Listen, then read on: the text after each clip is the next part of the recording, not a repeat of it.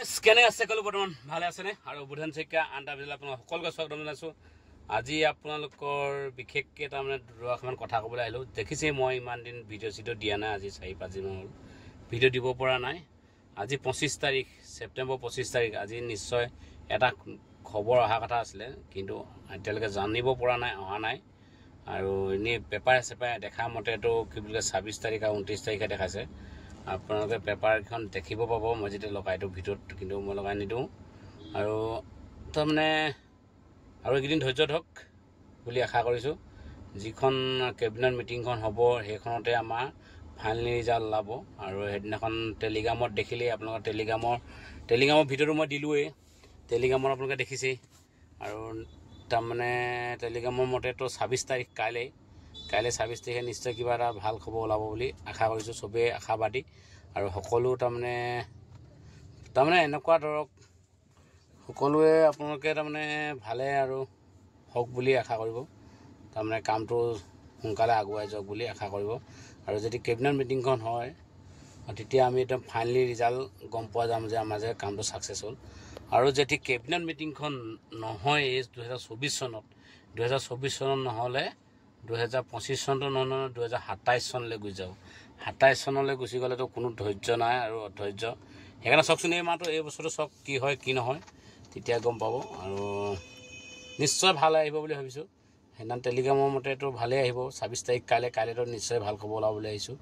আৰু আমাৰ এনফাজনতো একদম শ্বিফটিংটো কৰাই দিব বুলি গম পাইছোঁ। কাইলৈ মানে শ্বিফটিং হৈ যাব বুলি জানিব পৰা গৈছে।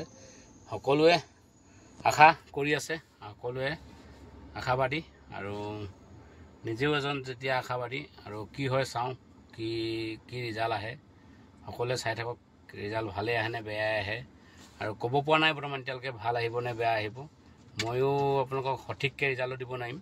আৰু মই জানিব পৰা মতে কেবিনেট মিটিংখন হ'লেহে ছাকচেছ হ'ম আমি। যিখন বৈঠকখন হ'ব সেইখনৰ মতেহে আমি ছাকচেছ হ'ম। আৰু আজি হোৱা কথা আছিলে, আজি 25 তাৰিখ, আজি এতিয়ালৈকে গম পোৱা নাই।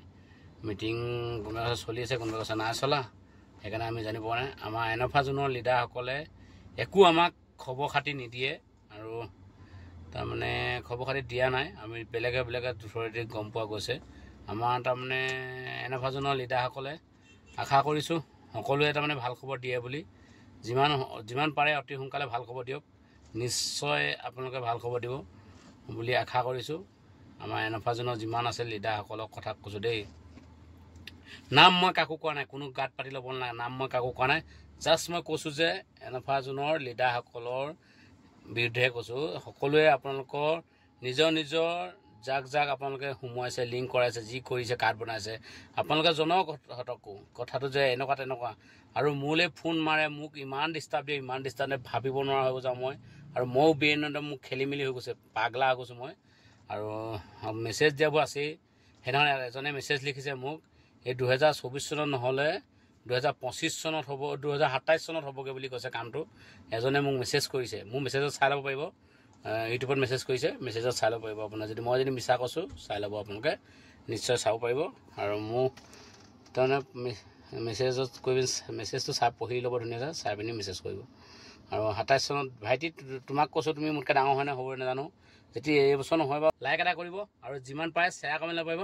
নেক্সটটো ভিডিঅ'ত পুনৰ লগ পাই আছোঁ। ইমানে কৈ ভিডিঅ'টো সামৰি মাৰিছোঁ। জয় আই অসম, বাই বাই। আজিলৈ কাইলৈ পুনৰ লগ পাই আছোঁ। কাইলৈ 26 তাৰিখ, নিশ্চয় ভাল খবৰ আহিব, চিন্তা কৰি থাকিব নালাগে। নিশ্চয় 27 চন 28 চনলৈ কোনো মানুহ ৰখি নাথাকে, নিশ্চয় এই বছৰে আহিব ভাল খবৰ, সকলোকে জনোৱা হ'ল।